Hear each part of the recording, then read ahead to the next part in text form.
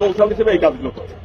এবং কিছু মিডিয়া আছে যারা নিজেদের প্রচার বাড়ানোর জন্য এগুলো করছে। সবচেয়ে বড় ব্যাপার দেখেন, বাংলাদেশে প্রচুর ইউটিউব থেকে আরম্ভ করে প্রচুর মিডিয়া আছে, আপনার কিন্তু কোনো অশ্লীল কিংবা অতিরিক্ত কথা বলা কোনো মিডিয়া নাই। কিন্তু আপনি দেখবেন যে যে খাতে করে তারা কিন্তু সেইটা নিয়ে, যে কৃষি খাত করে দেখেন কৃষির উন্নয়নের জন্যই তারা একের পর এক নতুন নতুন ভিডিও তৈরি করছে, যারা জনগণের কাজ করছে, জনগণের কথাগুলো তুলে ধরার চেষ্টা করছে। কিন্তু ভারতের কিছু মিডিয়া আছে যেগুলো হচ্ছে কোনো নীতি নাই, আদর্শ নাই, নৈতিকতা নাই, তারা শুধুমাত্র মানে ওই কি বলে ভিউ বানানোর জন্য যা যা করা সেগুলো। আমি মনে করি তারা বাংলাদেশের ইউটিউবার থেকে, বাংলাদেশের সাংবাদিকতা থেকে তাদের কিছু শেখার আছে এবং তারা যেন এইটা শিখে নীতি নৈতিকতার মধ্য দিয়ে সেইটা যেন তাদের মিডিয়াগুলো প্রচার করে। এবং বাংলাদেশের হিন্দু সম্প্রদায়কে আপনি যদি কিছু বলতেন, তাদের পুঁজি করে যে রাজনীতিটা করতে চায় অন্যরা বা বিশৃঙ্খলা করতে, বাংলাদেশের হিন্দু সম্প্রদায় তারা সবাই জানে যে ওই ভারতীয় রাজনৈতিক নেতারা বাংলাদেশের হিন্দুদের জন্য কিছু করে দেবে না। আমরা আজকে যদি এখন বিপদে পড়ি, আপনারা যারা প্রতিবেশী আছেন আপনারা আমাকে হেল্প করেন, ভারত থেকে এসে আমাকে কেউ রক্ষা করবে না। তো সেই কারণে প্রতিবেশীদের সঙ্গে সম্পর্ক রাখাটাই জরুরি। বাংলাদেশের রাজনীতিবিদ যারা আছে তাদের সঙ্গে দর কষাকষি করতে হবে, তাদের সঙ্গে মিলেমিশে চলতে হবে। এইটা হলো মূল কথা।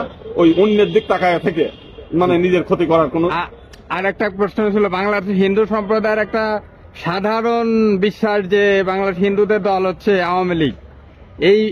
এই ধারার বাইরে কি চিন্তা করা হিন্দুদের সুযোগ আছে কিনা, এই ব্যাপারে আপনার একটা পরামর্শ বা মতামত? বাংলাদেশের এই যে আওয়ামী লীগ বাংলাদেশের হিন্দুদের ভোট ব্যাংক মনে করে, এটার পিছনে কারণটা হচ্ছে যে আওয়ামী লীগ অতি চতুর একটি সংগঠন।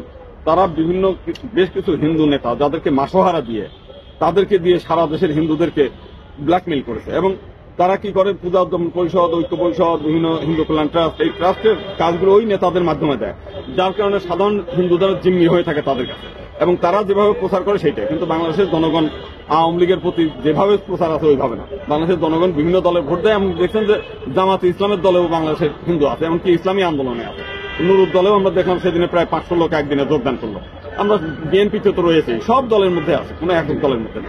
আমি ব্যক্তিগতভাবে জানি যে বাংলাদেশের মেডিকেল সেবা, বাংলাদেশ জামাতে ইসলামের যে ইবনে সিনা প্রচুর হিন্দু সম্প্রদায়ের লোকজন চিকিৎসার জন্য যায়।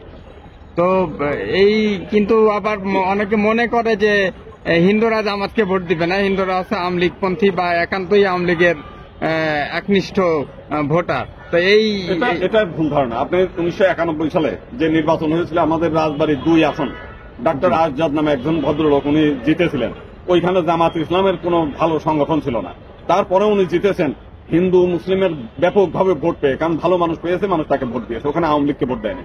এবং মানে বেশিরভাগ, আপনি বালিয়াকান্দি একটা এলাকা আছে যেখানে হলো বেশিরভাগ হিন্দু ভোট, কিন্তু ভোট পেয়েছে সেই জামাত ইসলাম। আপনি দেলোয়ার হোসেন সাইদির এলাকায় একচাটিয়া হিন্দুদের ভোট পাইছে।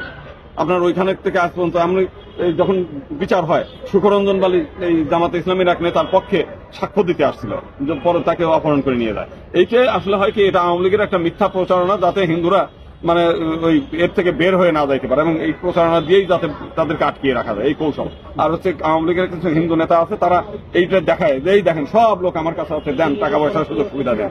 এটা মানে খারাপ লোকের হচ্ছে এই ব্যর্থ প্রচারণা। আরেকটা বিষয়, ব্যক্তিগতভাবে আপনার কাছে হিন্দু মহাজোট কি কোন দলীয় এজেন্ডা বাস্তবায়ন করে, নাকি হিন্দুদের সামগ্রিক ব্যাপারগুলোই তাদের? হিন্দু মহাজোট একেবারেই নিরপেক্ষ সংগঠন। আওয়ামী লীগ, বিএনপি, জাতীয় পার্টি, জামাত কোনো দলের সঙ্গেও নাই, আবার কারোর সঙ্গে কোনো বিরুদ্ধেও নাই। সবার সঙ্গে বসুধৈব কুটুম্বকম, এটা আমাদের হিন্দু ধর্মীয় বিধান যে সবাই আমার আত্মীয়, সবার সঙ্গে আমার সুসম্পর্ক থাকবে। যে যে মতে দেশ চালাবে সেটা হলো তার নিজের ইচ্ছা, দল চালাবে তার নিজের ইচ্ছা। আমার মত তাকে গ্রহণ করতেও বাধ্য করবো না, তার মতটাও আমি গ্রহণ করতে বাধ্য। তো সেই কারণে আমি মনে করি সবার সঙ্গে সুসম্পর্ক। পৃথিবীর সব মানুষ একমতের হয় না, যার যার মত অনুযায়ী সে চলবে, সবার সঙ্গে সৌহার্দ্যময় পরিবেশ থাকবে, এইটা হলো সমাজ। একটা বাক্যে আপনি যদি হিন্দু সম্প্রদায়কে মেসেজ দিতেন যে বর্তমান বাংলাদেশের রাজনৈতিক প্রেক্ষিতে বা আগামী রাজনীতিতে হিন্দু সম্প্রদায়ের ভূমিকা কি হওয়া উচিত? এই দেশে মানে হিন্দু সম্প্রদায় যে দল করুক, যে দলের মতে পথে হোক, আমরা এর আগেও বলেছি যে ষড়যন্ত্রকারীদের হাত থেকে বাঁচার একটা মাত্র উপায়, সেটা হচ্ছে পৃথক নির্বাচন ব্যবস্থা। এই দাবিতে সবাই মিলে যদি ঐক্যবদ্ধ থাকা যায়, তাহলে দেশের বাইরে যারা আছে তারাও হিন্দুদেরকে ব্যবহার করতে পারবে না, এবং যে পরাজিত শক্তি যারা হিন্দুদেরকে ব্যবহার করে দীর্ঘদিন মানে সুবিধা নিয়েছে, তারাও এই সুবিধাটা নিতে পারবে। অতএব আপনারা এক দফা দাবিতে ঐক্যবদ্ধ হয়। ধন্যবাদ আপনাকে।